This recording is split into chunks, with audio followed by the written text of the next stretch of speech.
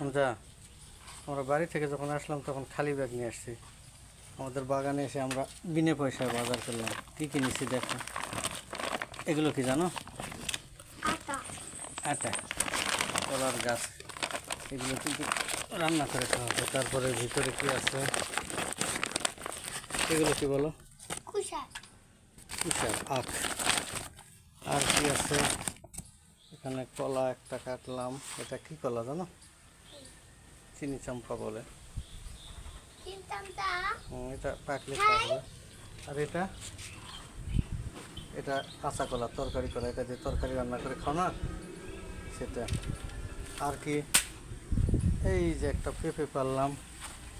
তুমি যে পেঁপের তরকারি পছন্দ করো,